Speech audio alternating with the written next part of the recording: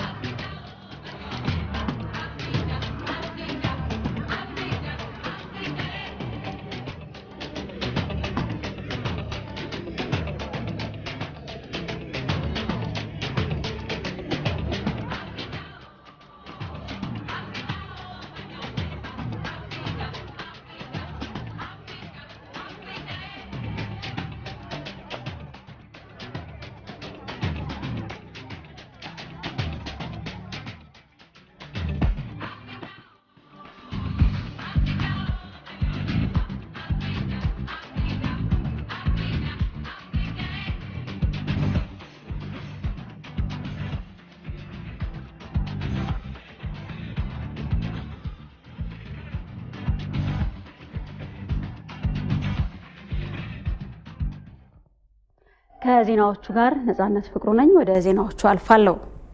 የአፍሪካ አህጉር በየአቅጣጫው የተጋረጠበትን የሰላምና የደህንነት ችግር ለመቅረፍ አፋጣኝ እልባት እንደሚያስፈልገው የአፍሪካ ህብረት ኮሚሽን ሊቀመንበር ሙሳ ፋኪ መሐመድ ተናገሩ። ሊቀመንበሩ ይህንን ያሉት የህብረቱ 40ኛው የውጭ ጉዳይ ሚኒስትሮች ጉባኤ በአዲስ አበባ መካሄድ በጀመረበት ወቅት ነው።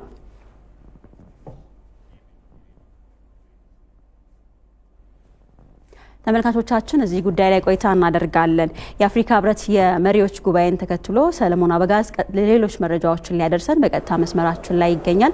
ሰለሞን ጤና ይስጥልን፣ እንደምን ውለሃል ብያለሁ። ቀደም ሲል ያነሳነው ሀሳብ አለ።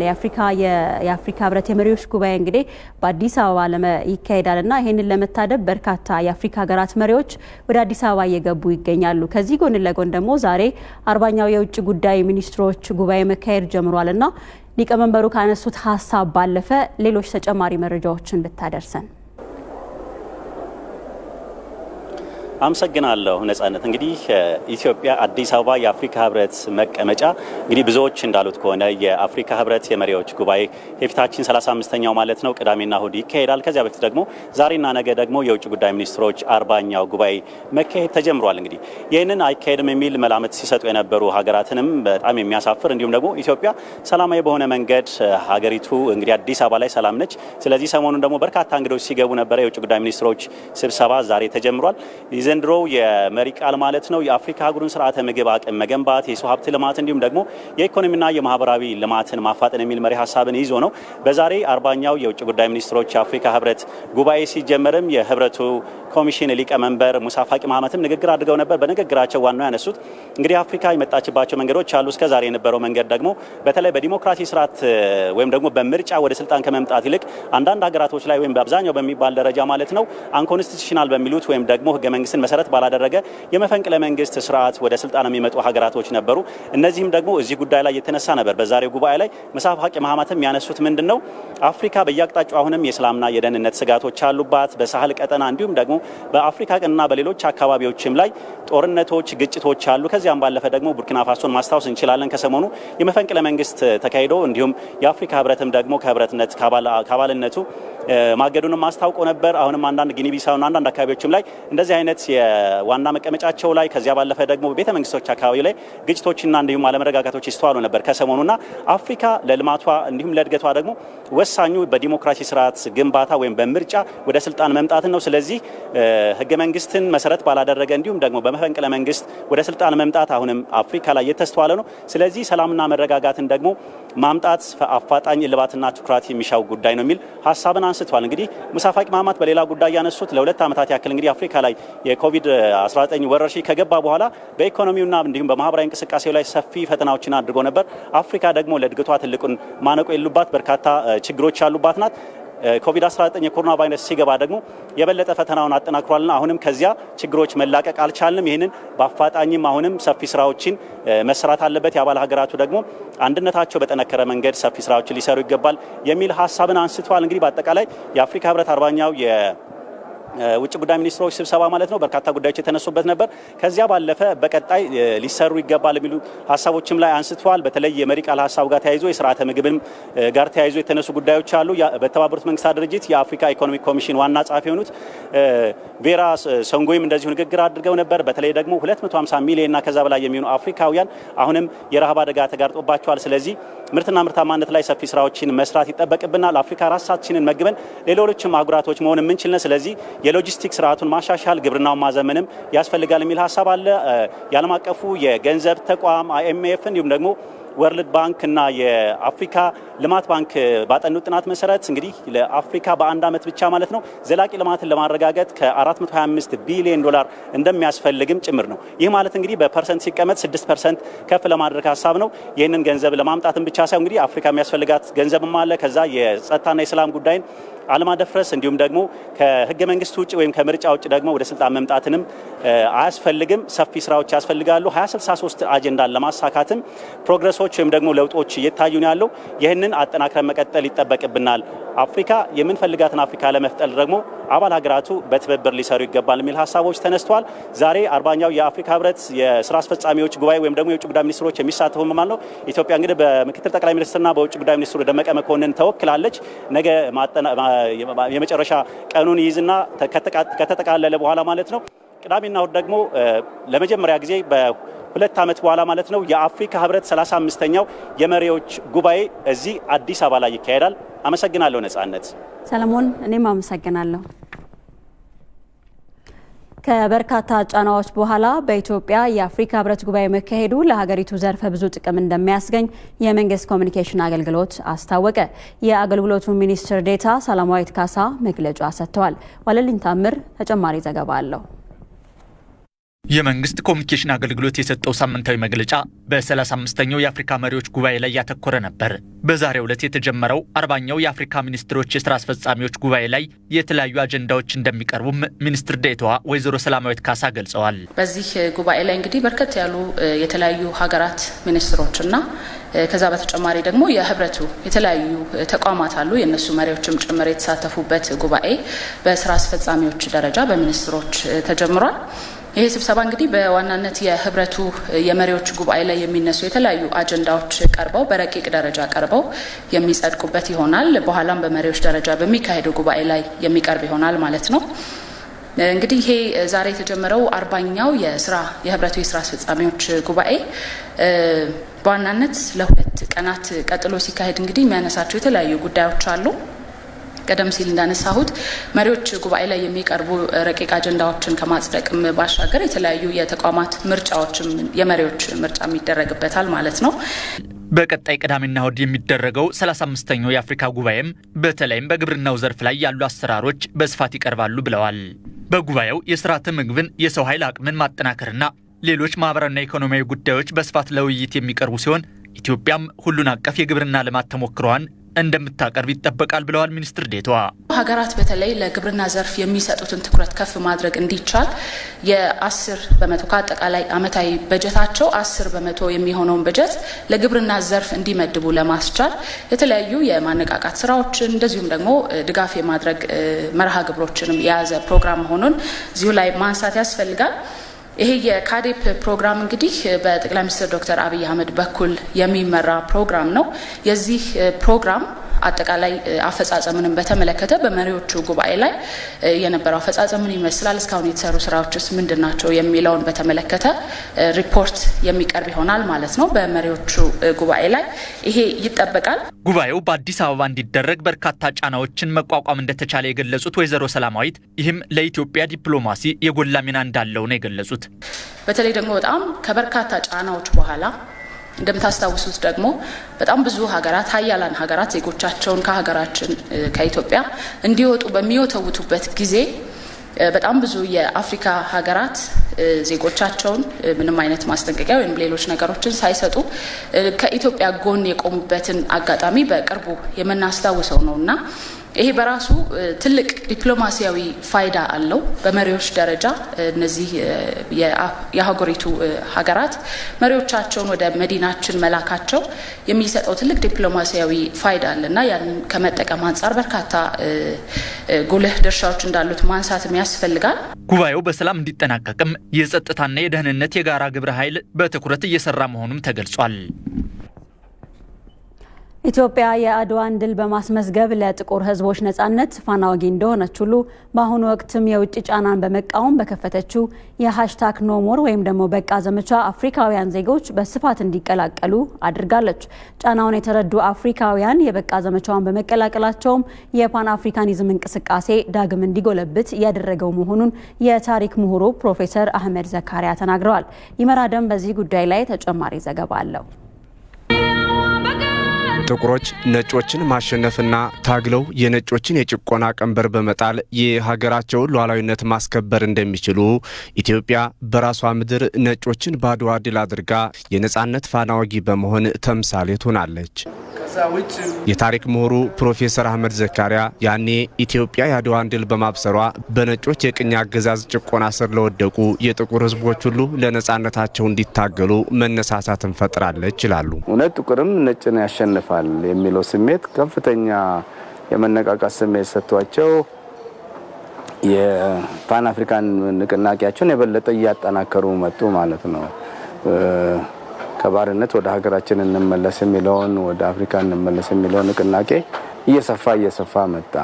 የአድዋም ጦርነት እያሰባሰባቸው በ1960ዎቹ የመጀመሪያዎቹ 60ዎቹ ብዙዎቹ ነፃ ሆኑ።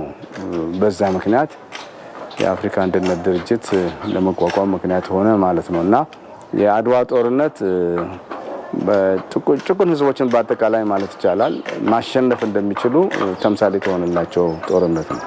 ኢትዮጵያ የጥቁር ህዝብ ተረግጦ በነበረበት በዚያን ወቅት የመጀመሪያውን የጥቁር ህዝቦች ድል የሆነውን የአድዋን ድል ማስመዝገብ መቻሏ ሌሎችም ለክብራቸውና ለነጻነታቸው እንዲታገሉ አድርጓል የሚሉት ደግሞ በውጭ ጉዳይ ሚኒስቴር የአፍሪካ ጉዳዮች ዳይሬክተር ጄኔራል አክሊሉ ከበደ ናቸው። በመላው ዓለም ያሉ በጭቆና ቀንበር ስር የሚገኙ ጥቁር ህዝቦች በሙሉ ለነጻነታቸው እንዲነሱ ምክንያት ሆኗቸዋል ማለት ነው።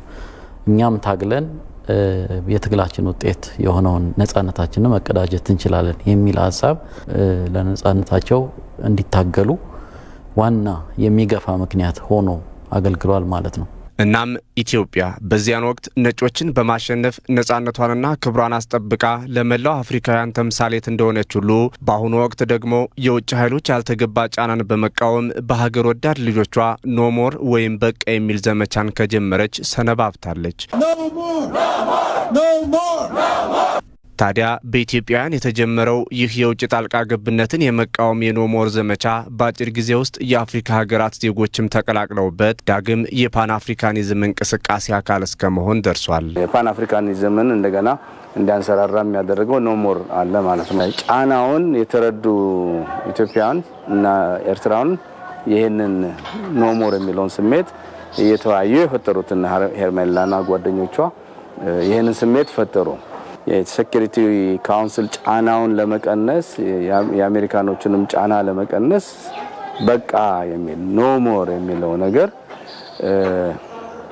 በሂደት የተጀመረ ስለነበረ በአንድ ጊዜ እንደ ሰደድ እሳት ተስፋፋ። በደሉ ሁሉም ጋር ስላለ ስሜቱን እየኮረኮረው መጣና ኢትዮጵያን ብቻ ሳይሆን ኤርትራኖችም አሁን ደግሞ የአፍሪካ ቀንድ ልጆችም በአጠቃላይ የአፍሪካም እየሆነ ነው። አሁን የኖሞር ወይም በቃ ዘመቻ ሰፊ ህዝብ ቁጥርና በርካታ የተፈጥሮ ሀብት ባለቤት ለሆነው የአፍሪካ አህጉር የውጭ ጣልቃ ገብነትን በመቃወም የራስን ጉዳይ በራስ የመወሰን መርህን በማጠናከር ረገድ ዘርፈ ብዙ አንድምታ ያለው እንደሆነም የታሪክ ምሁሩ ይናገራሉ። አፍሪካ 1.3 ቢሊዮን ህዝብ ነው ያለው። ዛሬ ራሳችን በራሳችን ማስተዳደር መቻል አለብን። የተፈጥሮ ሀብታችንን እኛ ራሳችን መቆጣጠር አለብን። እስከዛሬ ድረስ ተበዝብዘናል። የነበረን ዝምድናና ስምምነትና ያደረግነው ግንኙነት የሚበድል ነው። በዳይና ተበዳይ ያለበት ነገር ነውና ያንን አንፈልግም በቃ ወደሚለው መተናል ማለት ነውና ይሄ መፈክር አጠቃላይ በዓለም ደረጃ እንደ ሰደድ እሳት በአጭር ጊዜ ውስጥ እየተራባ ነው። እናቁመውም ብንል አሁንም እናቆመው አይመስለኝም። ምክንያቱም የራሱ ህይወት እየዘራ ነው። አሁን ወጣቶቹም እየተዋዩ ከመጡ ለሱ የሚያስፈልገውን ፍልስፍና ከመፈክርነት ውጭ ፍልስፍና ኖሮት አሰራር ሂደት ኖሮት ግብ ኖሮት የሚሄድ አይነት እንዲሆን ነው ምኞቴ። ለጥቁር ህዝቦች በነጻነት ተምሳሌትነት የምትጠቀሰው ኢትዮጵያ ከነጻነት በኋላ ምስረታውን ያደረገው የአፍሪካ አንድነት ድርጅት ያሁኑ የአፍሪካ ህብረት መቀመጫም ናት።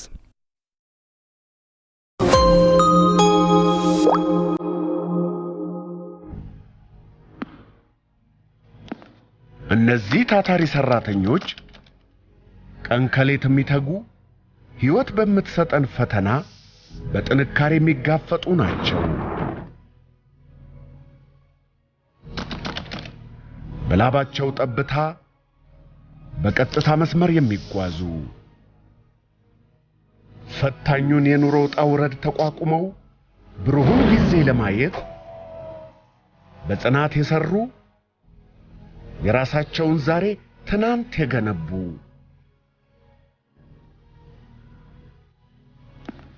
ድካማቸው ፍሬ እንዲያፈራ ጥረታቸው በጥሪት እንዲታገዝ የማሸነፊያው ቁልፍ ከኛ ጋር ነው። እርሶስ ምን ያህል ይቆጥባሉ? የኢትዮጵያ ንግድ ባንክ ነገን የተሻለ ለማድረግ ዛሬን እንቆጥብ ይላል። የኢትዮጵያ ንግድ ባንክ ሁሌም የሚተማመኑበት ባንክ። በአፍሪካ ያለውን የአመጋገብ ባህልን ለማሳደግ በትኩረት መስራት እንደሚገባ የስነ ምግብ ባለሙያዎች ገለጹ። አህጉሪቱ ሊለማ የሚችልና የዜጎችን የምግብ ዋስትና ማረጋገጥ የሚያስችል ሀብት እንዳላትም ተጠቁሟል። መታሰቢያ ደረጀ በዚህ ጉዳይ ላይ ተጨማሪ ዘገባ አላት። ብዙ የባህል ቀለማት ያሏት አፍሪካ በአራቱም አቅጣጫ የሚገኙ ዜጎቿ የተለያዩ የአመጋገብ አይነቶች አሏቸው። የባህልና የአኗኗር ልዩነት ውስጥ የሀገራት መገለጫ የሆኑ በተለይም ተፈጥሯዊ ሆነው የሚዘጋጁ ምግቦች በርካታ ናቸው። የአፍሪካ መዲና የሆነችው አዲስ አበባ አፍሪካውያንን የሚወክሉ የምግብ ባህልን የሚያንጸባርቁ ውስን ቤቶች መገኛ ናት። እኔ ያለሁበት አንዱ የዚህ ማሳያ ነው። እዚህ ቦታ ላይ ታዲያ እየሰራሁት ያለሁት ምግብ ሴሙ ይባላል። በተለይ ምዕራብ አፍሪካና አጠቃላይ ሌላውም አካባቢ ላይ በብዛት ለምግብ አገልግሎት የሚውል ነው። ዋነኛው የዚህ ምግብ ምንጩ በቆሎ ነው። ከዛ ባለፈ ደግሞ ለየትኛውም ዳቦ የምንጠቀመው ነጭ ዱቄት ይህንን ምግብ ለማብሰል ይውላል። ታዲያ ይህንን ምግብ ፍለጋ በርካታ ምዕራብ አፍሪካውያን ብቻ ሳይሆኑ ሌሎችም አፍሪካውያን አዲስ አበባ ላይ ይህንን ቤት ይመርጡታል። አፍሪካውያን ስንል ያው ኢትዮጵያውያንንም የሚጨምር ኮንሴፕት ሲሆን በዚህ ላይ ከእያንዳንዱ ኢትዮጵያዊ ከሚመገበው እንጀራ ጀምሮ እስከ ስንሄድ ረጅሙን አድርገነዋል። ምን ማለት ነው? ለምሳሌ ከኬንያ እነ ኡጋሊ ነማቾማ ሲኖሩን ከዌስት አፍሪካ ከምዕራብ አፍሪካ እነ ፉፉ እነ ኦፖኖ ይኖሩናል ማለት ነው። በምዕራብ ላይ አተኩረን ነው የምንንቀሳቀሰው። ሆኖም ግን ኖርዝም እንሄዳለን። እነ ኩስኩስ የተለያዩ የሩዝ አይነቶች አሉን። ያንን ይዘን ከነ ኮንጎ ግራዋ ጀምሮ እዚህ ቤት ታገኛለሽ ማለት ነው። የሀገራትን ትስስር በመፍጠር ረገድ ባህልና አኗኗርን የሚያንጸባርቁ ቤቶች የሚኖራቸው ሚና ከፍተኛ ነው። በተለይ ደግሞ አመጋገብ ከሀገር ሀገር የሚለያይ እንደመሆኑ ሁሉንም ያካተተ ገበታ ማዘጋጀት ባህሉን ፈልጎ ለሚመጣ እንግዳ ምቹ ሁኔታን ይፈጥራል። እኛ ኢትዮጵያዊ ሆነሽ ላብስለው ብትይ እንኳን ጣሙን የማታመጫቸው ምግቦች አሉ። ያንን አስመልክቶ ምንድነው ያደረግነው? እኛ አዳፕት አድርገን ብናቀርበውም ጣሙን አናመጣውም። ስለዚህ የስራ እድል የፈጠርነው ለነሱ ለአገሩ ሰዎች ነው ማለት ነው። Our food basically are mostly carbohydrates. የምግብ ባህላችን በአብዛኛው ካርቦንሃይድሬትን የያዘ ነው። ይህንን ለማመጣጠን ሾርባ እናዘጋጃለን። ለሱ ደግሞ የተለያዩ አትክልቶችንና አሳ እንጠቀማለን። ከተለያዩ የአፍሪካ ሀገራት የሚመጡ ዜጎችም ይህንኑ ይጠቀማሉ። እዚህ መገኘት ላልቻሉ ደግሞ አሽገን እንሸጣለን። አፍሪካውያን ዘመናትን የተሻገረ ዘመናዊና ባህላዊ የምግብ አሰራርን ይከተላሉ። ይህንን የአመጋገብ ባህል ጠብቆ ማቆየት እንደሚገባም ባለሙያዎች ይናገራሉ። ከባህላዊ የአመጋገብ ስርዓት ጀምሮ ዘመናዊ የአመጋገብ ስርዓቶች አሉ። ድንች፣ ጥራጥሬ፣ አትክልትና ፍራፍሬ፣ ቆላማ አካባቢ ብትሄጂ ደግሞ የተለያዩ የወተት ውጤቶች አሉ። ሌላውም እንደዚሁና ባህላዊ ሆኖ የመጣ መጠበቅ ያለበት የአመጋገብ ስርዓት አለ። የአመጋገብ ስርዓት የተስተካከለ አለመሆን የሀገራትን እድገት በእጅጉ ይጎዳል። ይህ ደግሞ በኢኮኖሚ በማህበራዊና ከዚያ ሲያልፍን በፖለቲካዊ ዘርፎች ላይ በጉልህ ይታያል። የስርዓተ ምግብ መስተካከልና በተገቢው ሁኔታ መተግበር ንቁና ጤናማ ማህበረሰብን ለመፍጠር ይረዳል። ለዚህ ደግሞ ካልተወለዱ ህፃናት መጀመር እንደሚገባም ባለሙያዎች ይናገራሉ። የአመጋገብ ባህላችን እንዲያድግ አንደኛ ምርቱ በአግባቡ መሬታችንን በአግባቡ መታረስ አለበት። ዘመናዊ ቴክኖሎጂዎችን መጠቀም አለብን። እናትና ልጅ ገበሬውም ቢሆን ከነዚህ ከሚያገኙት ምርቶች ተጠቃሚ መሆን አለበት። ሌላው ደግሞ ህብረተሰቡን ማስተማር አለ። በትልቁ ግን ለነዚህ ኮምፕሌክስ ሁሉ አሳሪ ይሆናል ብዬ የማስበው ምንድነው ተቋም መኖር አለበት። ስለዚህ ምንድነው ይሄንን የአመጋገብ ስርዓቱን የሚቃኝ በኃላፊነት የሚይዝ ተቋም መኖር አለበት። የዘንድሮ 35ኛው የአፍሪካ ህብረት የመሪዎች ጉባኤ በአህጉሪቱ ጠንካራ የአመጋገብ ስርዓት መገንባት ላይ ትኩረት አድርጎ ይካሄዳል። ከዚህ መነሻነትም የአፍሪካ ህብረት በአህጉሪቷ የሚነሳውን የስርዓተ ምግብ ችግር በመለየት ሀገራት የተሻለ ስራ እንዲሰሩ የሚያስችሉ አቅጣጫዎችን እንደሚያስቀምጥም ይጠበቃል። ከኢቲቪ ጤና ይስጥልኝ ጋር ቆይታ ያደረጉት የስነ ምግብ ባለሙያው አቶ ሰለሞን እሸቱ የአፍሪካ ህብረት የስርዓተ ምግብ ጉዳይን አጀንዳ ማድረጉ ሀገራት ራሳቸውን የሚገመግሙበት እድል ይፈጥራልም ብለዋል። አሁን በ35ኛው የአፍሪካ መሪዎች ስብሰባም ላይ አንዱ ከሚታየው አጀንዳ አንጻር ከስርዓተ ምግብ ጋር የተያያዙ ግቦችን የት ደረስን ተብሎ የሚገመገምበት እንደሚሆን ይታሰባልና ከዛ አንጻር ሀገራቶች የየራሳቸውን ያለው ከ2015 እስከ 2020 ድረስ 25 ድረስ ያስቀመጧቸው ግቦች አሉ። በአፍሪካ ዩኒየን አማካኝነት የተቀመጡ ግቦችና ከዛ አንጻር ሀገራቶች የት ደረስን እነዚህን ግቦች ከማሳካት አንጻር ብለው የሚገመግሙበትና የማስተካከያ እርምጃ የሚወስዱበት ነው ተብሎ ይታሰባል። አሁን 30% የሚሆነው የአፍሪካ ህፃናቶች ከ5 ዓመት በታች የሚሆኑት በመቀንጨር ችግር ውስጥ የወደቁ ናቸውና ይሄንን ችግር ከመቅረፍ አንጻር 40% የሚሆኑት እነዚህ ችግር ያለባቸው ህፃናቶች እስከ 2025 ባለው ጊዜ ውስጥ በ40% መቀነስ የሚል ግብ አስቀምጧልና ሀገራቶች ከራሳቸው ተጨባጭ ሁኔታ አንጻር ይሄንን ግብ አሳክተናል አላሳካንም ብለው በመሪዎች ደረጃ እርምጃ የሚወሰድበት ሆኖ የሚገመገም ስብሰባ ይሆናል ብለን እናስባለን። ከዛ በተጨማሪ 2022ን የአፍሪካ ህብረት ወይም አፍሪካ ዩኒየን የኒውትሪሽን ወይም የስርዓተ ምግብ አመት ብሎ ሲያስቀምጠው ያስቀመጣቸው ትኩረቱን ነው የሚያሳየው።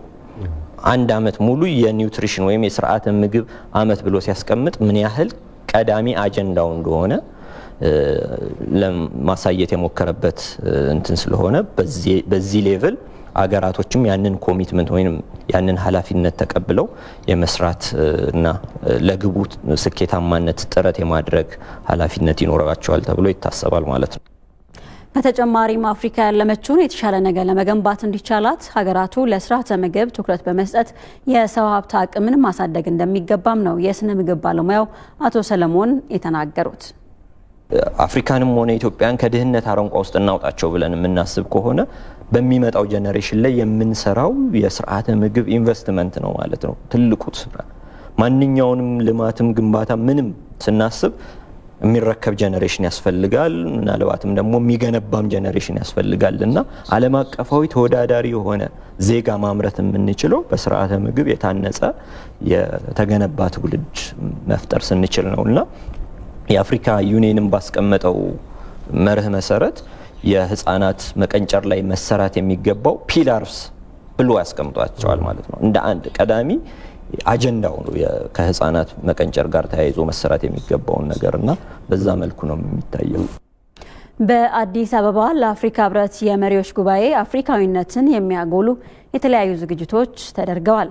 በከተማዋ አሁን ላይ የአፍሪካውያን የባህል አልባሳት እየተዘወተሩም ይገኛል። አቤል ሙልጌታ በዚህ ጉዳይ ላይ ተጨማሪ ዘገባ አዘጋጅቷል።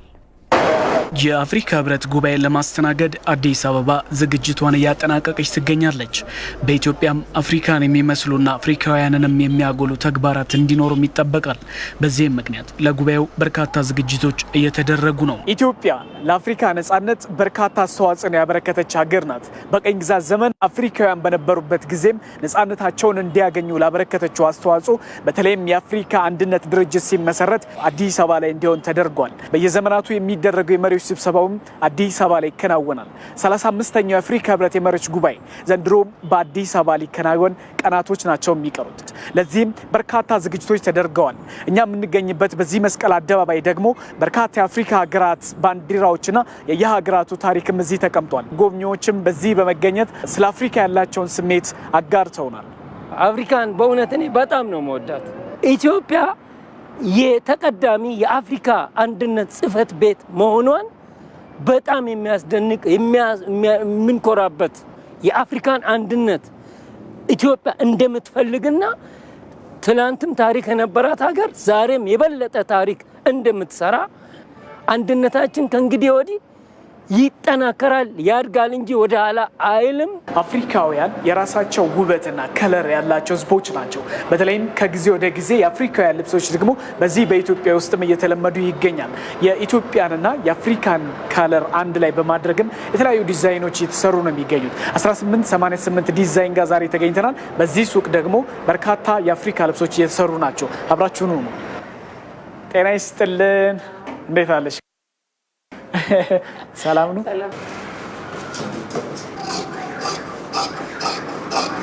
ምን ይዛቸው ደግሞ እንደምታዩ የአፍሪካ ጨርቆች ናቸው። ስራችን ሙሉ አፍሪካን ያካተተ የሀበሻ ቀሚስንም እንሰራለን። የአፍሪካ የሚባሉትን ከእያንዳንዱ ሀገር የሚመጣውትንም አንድ ላይ ነው የምንሰራው። ከ3 እና ከ4 ዓመት ወደዚህ ባሉት አመታት ላይ በደንብ እየተለመደ ነው። እኔ ከጀመርኩኝ ኦልሞስት 2 ዓመት ምናምን ሊሆነኝ ነው። በደንብ ገበያው በደንብ ደርቷል አሁን ላይ ማለት ነው። ለሰርግ ለልደት እንዲያውም ለመልስ ሁላ ተጀምሯል አሁን ላይ። በዚህኛው አመት ደግሞ ለጥምቀት በግሩፕ ሁላ የሚያሰሩ ልጆች መጥተው ነበር።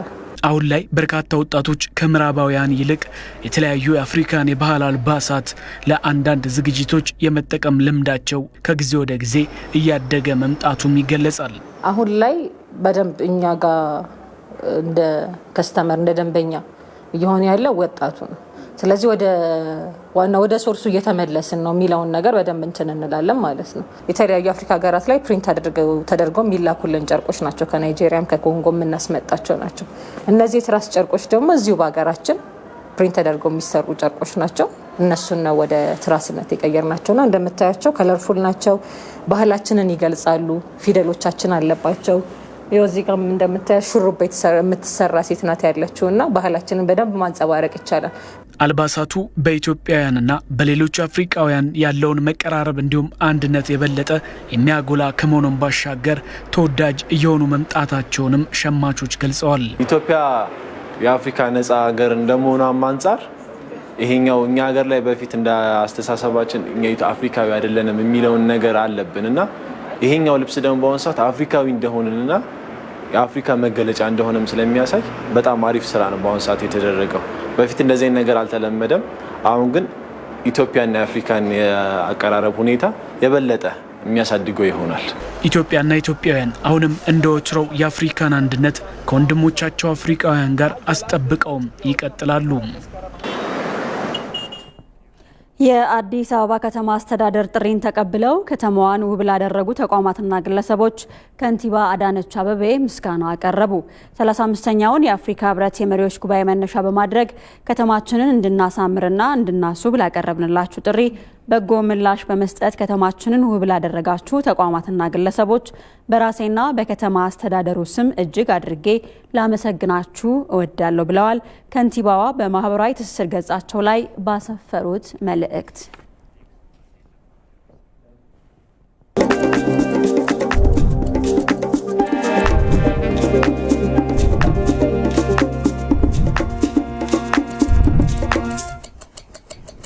ታሪክን በሚያስታውሰው ዘገባችን ዩጋንዳ ለ8 ዓመታት በቆየው የኢዲ አሚን ዳዳ አመራር ስር የገባችው በኢትዮጵያ የቀን አቆጣጠር ጥር 25 በፈረንጆቹ የካቲት 2 1971 ላይ ልክ በዛሬው ዕለት ነበር። በፈረንጆቹ 1989 ኤፍደብሊው ዴክለርክ ቦታን በመተካት ደግሞ የአፍሪካ ናሽናል ፓርቲ መሪ ለመሆንም ችለዋል። በዚሁ ቀን ታዲያ 1990 ማለት ነው ዴክለርክ በኤንሲኤ ላይ የጣለውን እገዳ መነሳቱን ኔልሰን ማንዴላም ከእስር እንደሚለቀቁ ያስታወቁበት ዕለት ነበር። ይህንን ወደ ኋላ መለስ ብሎ ሰይፉ ገብረ ጻዲቅ ተከታዩን ዘገባ አዘጋጅቷል። የአፍሪካ ናሽናል ኮንግረስ ኤንሲ በጥር ወር ላይ ነው በፈረንጆቹ 1912 የተመሰረተው። የቀድሞ መጠሪያው የደቡብ አፍሪካ ኔቲቭ ናሽናል ኮንግረስ ሲሆን ኤንሲ የሚለውን ስያሜ ያዘው በ1923 ላይ ነው። የፓርቲው ጅማሬ ዓላማ ክልስና ጥቁር ደቡብ አፍሪካውያኑ የመምረጥ መብት እንዲኖራቸው በሰላማዊ መንገድ መታገል ነበር። በፈረንጆቹ 1940 አንስቶ ግን የአፓርታይድ ስርዓትን በውጊያ ድርጅቱ መታገል ጀመረ። በፈረንጆቹ 1960 በነጭ ደቡብ አፍሪካውያን የሚመራው የአፓርታይድ መንግስት የኤንሲን ከማንኛውም እንቅስቃሴ አገደ። ገዳው ለ30 ዓመታት ከዘለቀ በኋላ ነበር በፈረንጆቹ 1990 የካቲት 2 በኢትዮጵያን አቆጣጠር ጥር 25 በወቅቱ ደቡብ አፍሪካን እየመሩ በነበሩት በፕሬዝዳንት ፍሬድሪክ ደብሊው ዴክለርክ ዋነኛው ተቃዋሚ ፓርቲ ኤንሲን ጨምሮ በሌሎች ፓርቲዎች ላይ በመንግስት ተጥሎ የቆየው እገዳ መነሳቱን አስታወቁ። የሚከተሉት ውሳኔዎች ተላልፈዋል። ክልከላ ተጥሎባቸው የነበሩት የአፍሪካ ብሔራዊ ኮንግረስ፣ ፓን አፍሪካን ኮንግረስ፣ የደቡብ አፍሪካ ኮሚኒስት ፓርቲና ሌሎች በነጻነት እንዲንቀሳቀሱ ተወስኗል። ውሳኔው ተቃዋሚና ደጋፊ ቢኖረውም ዴክለርክ ግን በአቋማቸው ጸንተው ለህዝብ የገቡትን ቃል በተግባር ፈጽመውታል። የውከትና ብጥብጥ ዘመን አብቅቷል ያሉት የቀድሞ ፕሬዝዳንት የመልሶ ግንባታና የእርቅ ጊዜው ደርሷል ሲሉ መልእክት አስተላለፉ። በታሪካዊ የፓርላማ ንግግራቸው የመጨረሻው የደቡብ አፍሪካ ነጭ ፕሬዝዳንት በስር ላይ የሚገኙት ኔልሰን ማንዴላ ያለምንም ቅድመ ሁኔታ እንደሚፈቱ አበሰሩ። That the government has taken a firm decision to release Mr. Mandela unconditionally. መንግስት ኔልሰን ማንዴላ ያለምንም ቅድመ ሁኔታ እንዲፈቱ ውሳኔ ሰጥቷል። ይህም ያለምንም መዘግየት እንደሚፈጸም ላሳውቅ እፈልጋለሁ። የኤንሲ አመራሮችና የሌሎች ፓርቲ ፖለቲከኞችም ከስር ተፈተው በተመቻቸላቸው የፖለቲካ ምህዳር መንቀሳቀስ ጀመሩ። ደቡብ አፍሪካም የአፓርታይድ ስርዓት ካበቃ በኋላ ሁሉን አሳታፊ ምርጫ አካሄደች። በዚህ ቀን በፈረንጆቹ 1990 ለ30 ዓመታት የጣለበት ማዕቀብ የተነሳለት ኤንሲ በምርጫው አሸንፎ የነጻነት ታጋዩ ኔልሰን ማንዴላ ፕሬዝዳንታዊ መንበሩ ላይ ተቀመጡ። The tears of Africans they stood right out. The African Union has come about. The long dream of Pan-Africanism has come through, with much prospect in the future to do. So all Africans, let's work with our union. Africa wants to see peace, love and prosperity.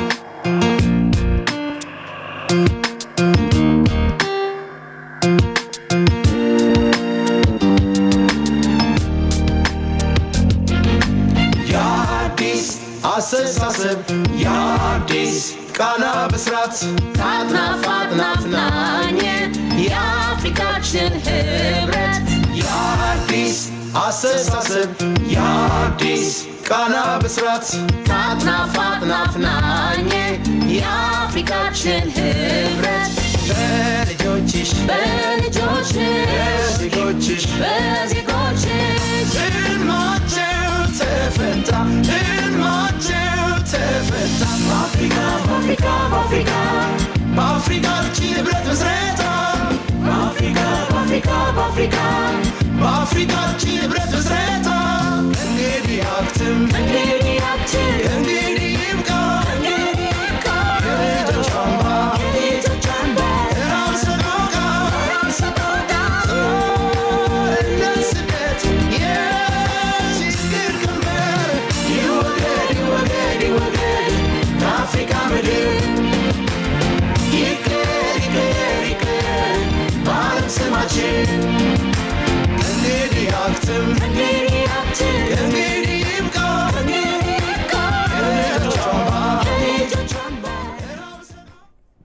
ይህ የኢትዮጵያ ቴሌቪዥን ነው። ኢቲቪ 4 ማዕዘን ዜናችን ነው። አበይት ጉዳዮችን ማስታወሳችሁ።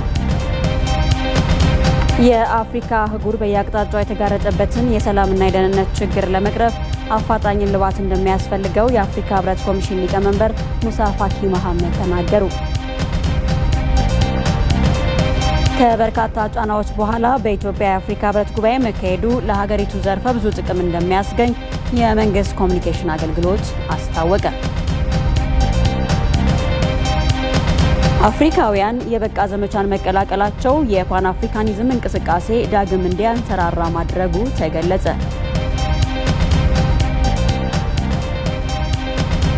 ታሪክን በሚያስታውሰው ዘገባችን ኤንሲ ላይ የተጣለው እገዳ የተነሳውና ኔልሰን ማንዴላም ከእስር እንደሚለቀቁ የተገለጸው በኢትዮጵያውያን አቆጣጠር ጥር 25 እንደ አውሮፓውያኑ አቆጣጠር ደግሞ የካቲት 2 1990 ላይ መሆኑንም ቃኝተናል።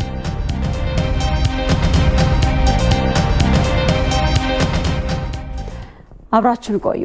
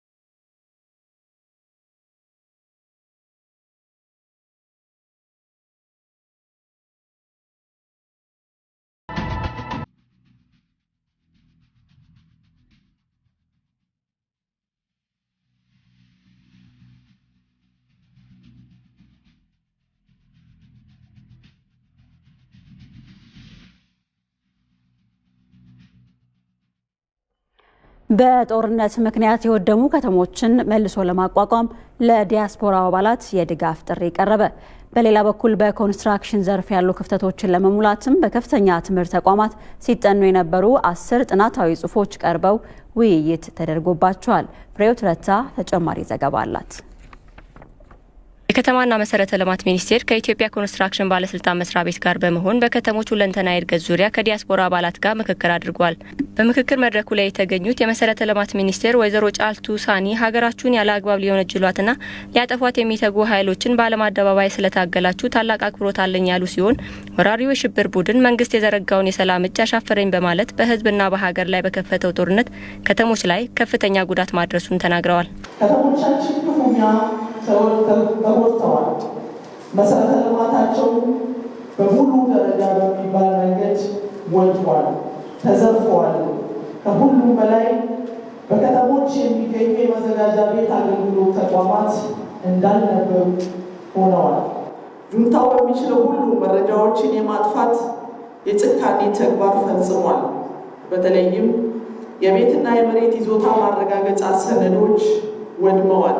ጉዳት የደረሰባቸውን ከተሞች መልሶ ለማቋቋም የተለያዩ ስራዎች በመንግስት እየተሰራ መሆኑን ወይዘሮ ጫልቱ ተናግረው የዲያስፖራ አባላቱም በዚህ ላይ ተሳትፎ እንዲያደርግ ጥሪ አቅርበዋል። ከተሞቻችን መልሶ ለማቋቋም በጀመርነው በዚህ ታላቅ ዓላማና ኃላፊነት ውስጥ የእናንተ ውድ የኢትዮጵያ ልጆች እጆች የግድ የሚሉ በርካታ ቀዳዳዎች አሉ። በዚህ መልሶ ቀና በማድረግ ስራ ውስጥም አብረን ተባብረን የጦርነት ጠባሳችንን እንድንጠግን በታላቅ አክብሮት ጥሪዬን ለማስተላለፍ እወዳለሁ። በዚሁ መድረክ የኢትዮጵያ ኮንስትራክሽን ባለስልጣን በከፍተኛ ትምህርት ተቋማት ያስጠናቸውን 10 ጥናቶች ከትግበራ በፊት ውይይት አድርጎባቸዋል። ጥናቶቹ በዋናነትም ግንባታዎች በጥራት በተያዘላቸው ጊዜና በተመጣጣኝ ዋጋ እንዲገነቡ ብሎም የዜጎችና የአካባቢ ጤንነት፣ ደህንነት ስጋትና መሰል ጉዳዮችን የሚዳስሱ መሆኑን የኢትዮጵያ ኮንስትራክሽን ባለስልጣን ዋና ዳይሬክተር ኢንጂነር መስፍን ነገው ገልጸዋል። ኮንስትራክሽን ኢንዱስትሪ በውል የሚመራ ስራ በመሆኑ ውዝግብ ይበዛበታል። ውዝግቦቹ እስካሁን ይፈቱ የነበሩት በፍርድ ቤት ነው። ፍርድ ቤቶች ደግሞ እንደሚታወቀው ካለው የፋይል ብዛት ሂደቱ ምልልሱ ይረዝማል። ከ10 ዓመት ከ15 ዓመት በላይ ይቆያል። ስለዚህ ፕሮጀክቶች የዚህን ያህል ከቆዩ በኳሊቲ በኮስት ለሚፈለግለት አላማ በጊዜ ያለመድረስና እንዲሁም በአካባቢና በሳይት ላይ የሚደርሱ የጤንነት ችግሮችን ያመጣሉ። ስለዚህ የሌሎች ሀገር ተመክሮ ስናይ ይሄንን የሚፈቱበት አማራጭ የውዝግብ አፈታት ስርዓት አላቸው። ወደ 4 አይነት ስርዓት አላቸው። እሱን እንዴት እናመጣለን? በሀገራችን ደግሞ ስናይ ባህላዊ የሆኑ የውዝግብ አፈታት ስርዓቶች አሉ። ኮንስትራክሽን ኢንዱስትሪ ውስጥ እሱ እንዴት ሊመጣ ይችላል የሚል ወደፊት ጥናት ቢሆንም የተመከሩና ሌሎች ሀገሮችን ያገለገለ ስርዓቶችን ለማምጣት የተደረገ ጥናት ነው። በመርሃ ግብሩ ከፍተኛ የመንግስት የስራ ኃላፊዎችና ባለድርሻ አካላት የተገኙ ሲሆን ሚኒስቴር መስሪያ ቤቱም ከ3.1 ሚሊዮን ብር በላይ ወጪ አድርጎ ለ12 አቅመ ደካማ አባወራዎች ለሰራው ቤት ሁለንተናዊ ድጋፍ ላደረጉ የዘርፉ ባለሙያዎች እውቅናም ሰጥተዋል። በጊኒ ቢሳው የተደረገው መፈንቅለ መንግስት መክሸፉን ፕሬዝዳንቱ ኡማሮ ሲሶኮ ለመገናኛ ብዙሃን ገለጹ። ባለፉት 18 ወራት ብቻ በ3 የምዕራብ አፍሪካ ሀገራት ደግሞ የተደረገው መፈንቅለ መንግስት እንዳሳሰበው የተባበሩት መንግስታት ድርጅት ገልጿል። ዘገባው የአልጀዚራ ነው። ሩት ወርቁ እንደሚከተለው ታቀርበዋለች። የጊኒ ቢሳው ፕሬዝዳንት ኡማሮ ሲሶኮ ከተደረገባቸው መፈንቅለ መንግስት መትረፋቸውን ለመገናኛ ብዙሃን በሰጡት መግለጫ አረጋግጠዋል። ፕሬዝዳንቱ ከካቢኔያቸው ጋር ስብሰባ ላይ በነበሩበት ሰዓት ነበር ማንነታቸው ያልታወቁ ታጣቂ ኃይሎች በቤተ መንግስት ለ5 ሰዓት የዘለቀ ተኩስ የከፈቱባቸው። ትላንት ቀን ላይ በተደረገው መፈንቅለ መንግስት በከባድ መሳሪያ የታገዙ በርካታ ታጣቂዎች መሳተፋቸውን መገናኛ ብዙሃን እየዘገቡ ይገኛሉ። የጊኒው ፕሬዝዳንት ኡማሮ ሲሶኮ ለጋዜጠኞች እንዳሉትም ዲሞክራሲን ለመድፈቅ የተነሱ አካላትን የሀገሪቱ የጸጥታ ኃይሎች አሳፍረው መልሰዋቸዋል ብለዋል። ግን ከመፈንቅለ መንግስቱ ጀርባ ማን እንዳለ ለጊዜው አልታወቀም ያሉት ፕሬዝዳንቱ በዚሁ ምክንያት ህይወታቸውን ያጡ ዜጎች አሉ ብለዋል። ባለፉት 18 ወራት ብቻ በማሊ በቡርኪና ፋሶና አሁን ላይ በጊኒ መፈንቅለ መንግስት መካሄዱ የምዕራብ አፍሪካ ሀገራት አዲስ ቀውስ ውስጥ እየገቡ መሆናቸውን የሚያሳይ ነው ሲሉ የዘርፉ ተንታኞች እየገለጹ ይገኛሉ። ይህን ተከትሎም የተባበሩት መንግስታት ድርጅት በሀገሪቱ ያለው ሁኔታ እንዳሳሰበውና በዲሞክራሲ ተቋማት ላይ የሚደረግ ጥቃት በአፋጣኝ እንዲቆም አሳስቧል። ከዚህም በተጨማሪ በምዕራብ አፍሪካ ሀገራት እየተካሄደ የሚገኘው ተደጋጋሚ መፈንቅለ መንግስቶች አሳሳቢ ጉዳይ መሆናቸውን የተባበሩት መንግስታት ድርጅት ዋና ጸሐፊ አንቶኒዮ ጉተሬስ ተናግረዋል። ባለፉት 18 ወራት ብቻ በማሊ በቡርኪና ፋሶና አሁን በጊኒ መፈንቅለ መንግስት ተካሂዷል። ተመልካቾቻችን የኢትዮጵያ ብሮድካስቲንግ ኮርፖሬሽን የአፍሪካ ህብረት የመሪዎች ጉባኤ በአዲስ አበባ መካሄዱን ተከትሎ ከአማርኛው የዜና ወጃዎቹ ባለፈ በእንግሊዝኛም የዜና ወጃዎቹን በቀጥታ ወደ እናንተ እያደረሰ ይገኛል። ለአሁን በአማርኛ የዜና ወጃዎቹ በእኔ በኩል ያስኳቸው ዜናዎቻችን እነዚህ ነበሩ። በእንግሊዝኛ የዜና ወጃዎቹ ደግሞ ሽፈራው ላቀ ከእናንተ ጋር ቆይታ የሚያደርግ ነው የሚሆነው። ሽፈራው መቀጠል ትችላለን። Thank you, ነጻነት. Thank you, dear viewers, and a very warm welcome to the news. With the news, I'm Shifarao Lako. Do stay with us. The foreign ministers of African nations are in Addis Ababa to attend the AU summit. The foreign ministers of different countries arrived in Addis Ababa to participate in the AU 40th ministerial session, which is opened today. The official opening ceremony of the 40th Ordinary Session of the Executive Council of the African Union was held under the theme of the year 2022, Building Resilience in Nutrition on the African Continent.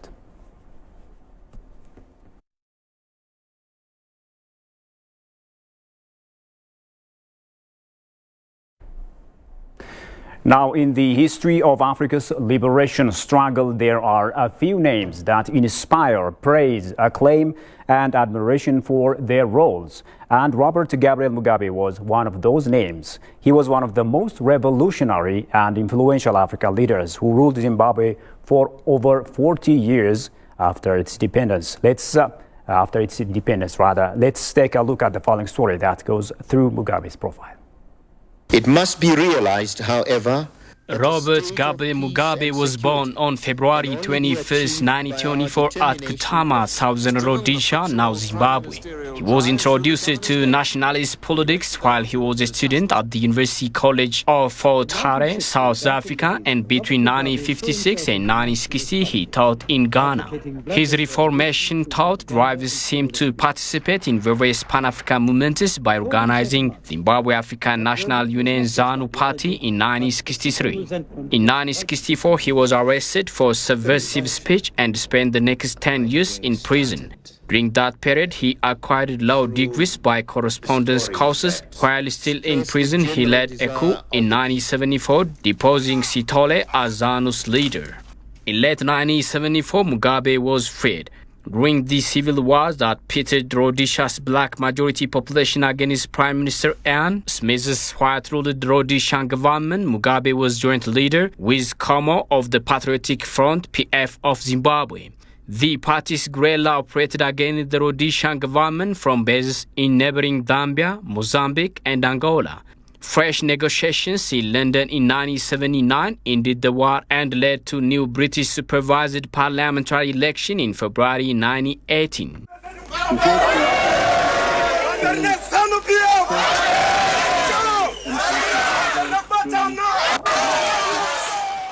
Robert Mugabe was strongly disagreed the white aggression against African status, and he was also fuming the Pan-African movement to defeat colonial mentality. When he stood at the podium, everyone hushed to hear what he had to say. Indeed, he railed against Western imperialism. The white man came to the country, how he grabbed the land, and in a society where you have a class whose main purpose and accepted privilege is to exploit others, you naturally get repulsed if the majority of people are being oppressed, being exploited. You can't avoid, if you have any moral principles at all, the call to do something about it. Once Mugabe has been replied a complaint issued by colonizers about his struggle mechanism, he relied on violence and turmoil moves to free Zimbabwe. He was briefed the real cause of the election in 1979 with clear objective by using electronic media for all Zimbabweans.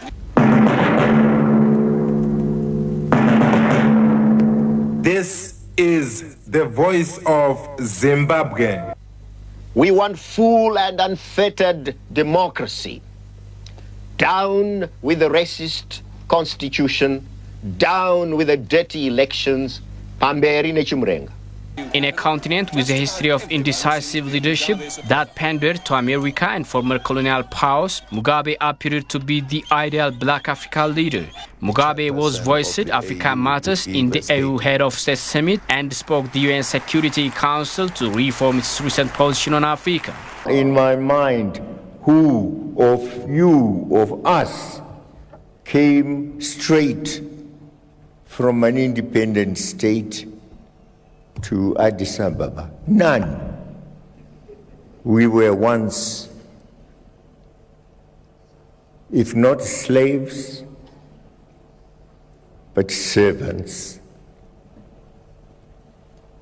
of colonialists, servants of imperialists, colonized people, disadvantaged people. Today, yes, we may say, we are free, but our ancestors were not free. Mugabe was deeply loved and respected by many fellow Africans. He remains an inspiration to aspiring politicians and activists frustrated by the failed project of decolonization. But there you are. He is doing to us what we expected those who colonized us yesterday to do. After a week-long political disagreement, the coup succeeded and Robert Mugabe resigns from the office of President of Zimbabwe after impeachment proceedings are initiated by Emmerson Mnangagwa becomes the third president of Zimbabwe. Robert Gabriel Mugabe died on September 6, 2019 in Singapore at the age of 95. Really explaining what. Now, many Africans say Pan-Africanism is the way to prosper the continent and to promote the authentic philosophy of Africans. African political experts like Patrick Lumumba state that African leaders have to work hard to solidify African unity to fight neo-colonialism. Shogai Mata has the following story. Africans were suppressed for a long time for being black in color during the colonial era. They were neglected to produce resources. They were also exposed for labor abuses for the colonizers. At that time, Pan-Africanism was the attempt to create a sense of brotherhood and unison among all people of African descent, whether they lived inside or outside the continent. Scholars like Patrick Lumumba spoke to Africans to strengthen their unity through amplifying the Pan-Africanism ideology. That if we are not united in the Pan-African spirit, what is going to happen is that the imperialist is going to control us. They are going to emphasize our ethnic differences, and they are going to ensure that we begin fighting amongst one another, and as we do so, they are going to exploit us. Julius Malema, on his part, said Afrikaners should have common interests and should be unified to fight neocolonialism. If you're concerned about the unity of this continent, and you are not serving the interest of the imperialist and colonialist, you will never have a difficulty on application of a principle that will unite Africans. And that's what this body is about. In the African Union Summit, which will be held in Addis Ababa this week, is expected solid speeches that could integrate African continent and realize the vision of Pan-African movement to the new Africa.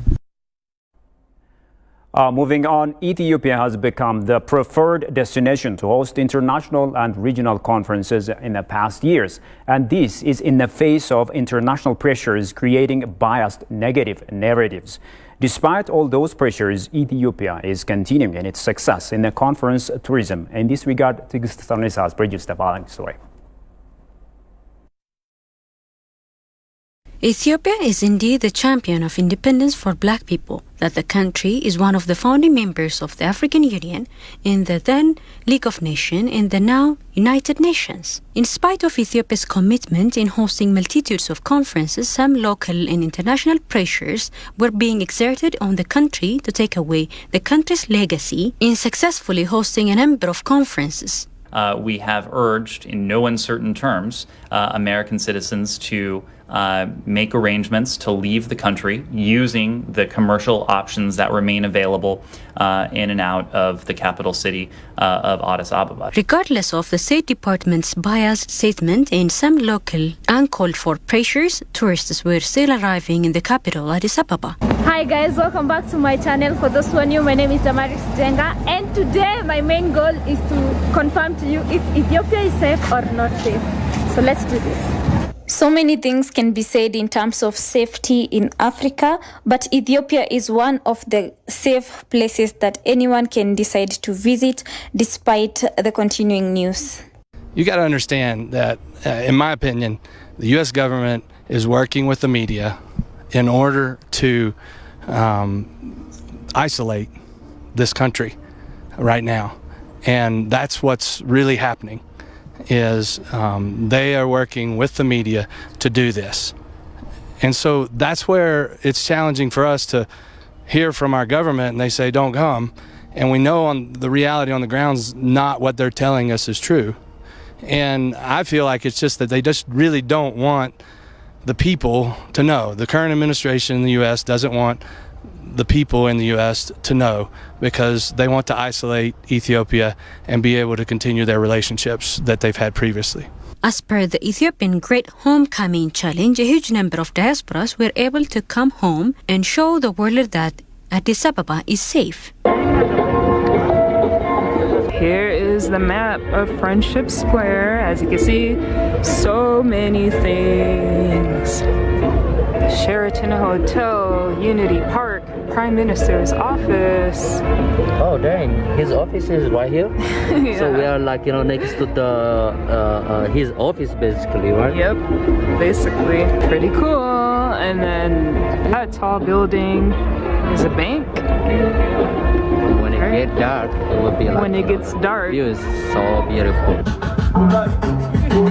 Basically, guys, this place didn't look like this at all. It was completely, I don't want to say the word disgusting, but it was just not good. And Dr. Abiy basically renovated this whole place, and it looks amazing. I'm not kidding, like from any angle, It looks really, really good. So this is like a bazaar, and it has a lot of shops inside of here, and you could just like check it out. It looks like it has a lot of cultural stuff.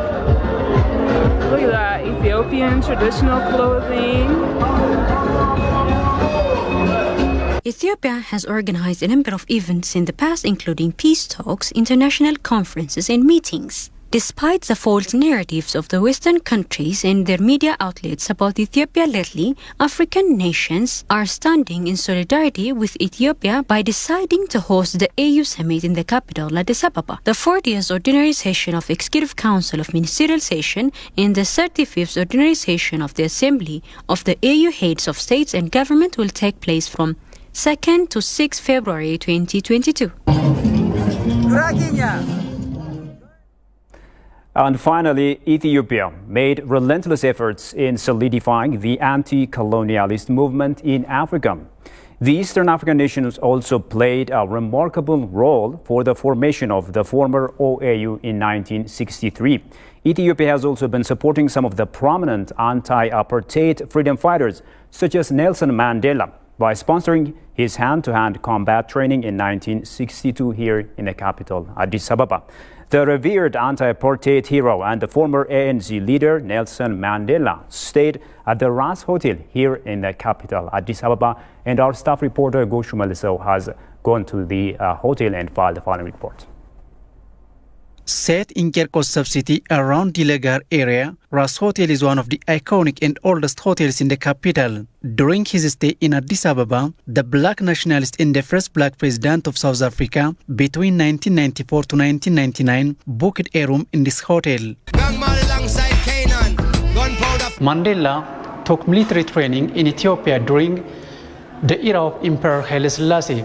When he came back from military training, Mandela stayed in Ras Hotel 301 room number. Ras Hotel named this floor Mandela Floor to remember the freedom fighter and anti-apartheid revolutionary.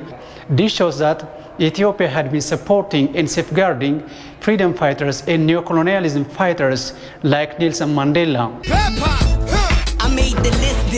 Mr. Mandela, the great African anti-apartheid fighter, stayed here in the Ras Hotel. This room has been used by Mandela after his military training. He stayed at the third floor of this hotel for months in 1962, and the Ras Hotel named this floor Mandela Floor to remember his cherished fight for freedom. Mandela Floor ይባላል 64 ክፍሎች አሉት እዚህ ፍሎር ላይ Mandela has recounted his stay in Ethiopia in his famous book The Long Walk to Freedom. The black anti-apartheid hero survived various assassin trials with Captain Gutadinka. He was trained as a commander by a commando, and he was selected among 4,000 police officers. And I think the main reason they selected him, but Madiba doesn't know he was looking after him. 2 people were assigned that they look after Madiba, but Madiba was not supposed to know them. They keep a distance. They kept a distance watching him but the entire time. But they watch him all the time to make sure that he is protected. After walking free following nearly 3 decades of imprisonment, Mandela revisited Ethiopia to express gratitude for the former OAU for its help in the struggle against apartheid. That was back in March 1990.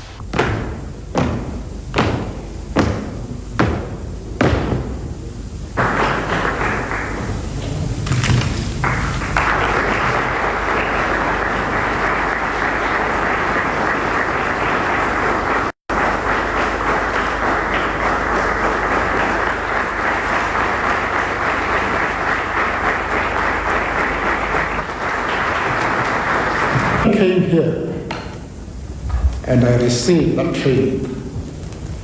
I felt for the first time in my life that I was a man.